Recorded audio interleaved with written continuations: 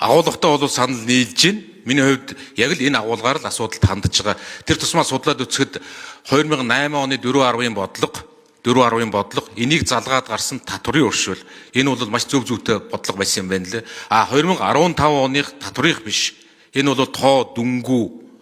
Татврын өршөөл гэдэг чинь 100 сая төгрөгийн өртөө бол энэ тодорхой тоо бүхий зүйл. 2015 оны эдийн засгийн өршөөлийн асуудал бол энэ бол маш алдаатай бодлого гэж би бол боддог. Татврын өршөөл, эдийн засгийн өршөөл тусдаа, ил тод байдал тусдаа.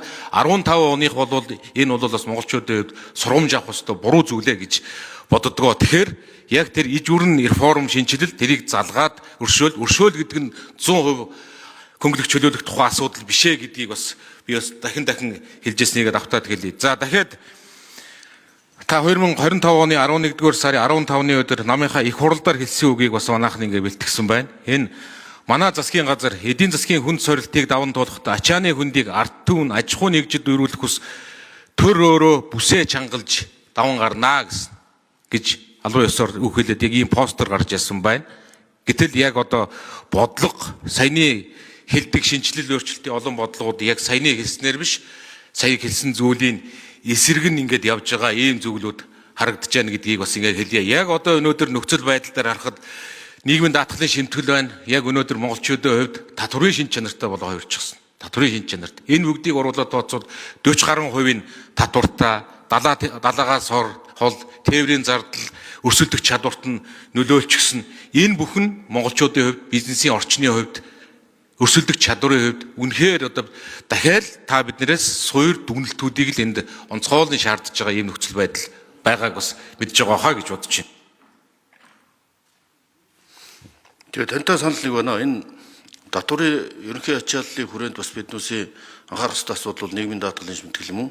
Гэхдээ нийгмийн даатгалын сан хоосолсон сангийн менежментийг хэрэгжүүлж чадаагүй хулгайсны улмаас нийгмийн даатгал дээр иргэдэд учруулж байгаа одоо энэ өндөр дарамтыг бууруулах ямар ч боломжгүй ийм 2030 он гэхэд бараг оюутлоготой адилхан хэмжээний нийгмийн даатгалын сангийн зарлага алдагдал үүснэ. Энэ бүхэн маань нөгөө нийгмийн даатгал дээр ачааллыг бууруулах боломжийг хүндрүүлээд байгаа юм.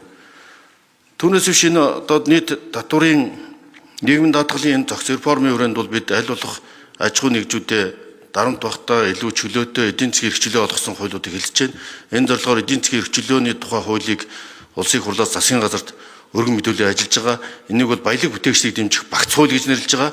Энд эдийн засгийн эрхчлөөний тухай хууль, за тэрэмжийн компаниудын хувьд энэ үндсэн чиглэлүүд, за мөн одоо төр хувийн хүчний түншлэлийн тухай хууль, зөвшөөрлийн тухай хууль гэдэг ингээ багц хуулиудыг хэлцэн явж байна. Энэ бүхэн маань үндсэндээ одоо эдийн засгийн либералчлал, чөлөөтэй байдлыг дэмжих, энэний үр дүнд хувийн хвшлээ дэмжих, ингээ хувийн хвшил дамгаас эдийн засгийн тогтолцоогоо бэхжүүлэхэд, зах зээлийн тогтолцоогоо бэхжүүлэхэд чиглэгдсэн юм өөрчлөлтүүдийг засгийн газраас хэрэгжүүлж эхлээд ингээ явж байна. Гэвч саяны таны хэлсэн тэр ард түмэндээ ачааг нь өөрөлдөхгүй гэдэг бол инфляцаар ард түмний карман сулгааж идэг инфляцийг бууруулахын тулд төсвийн тодголыг хийсэн.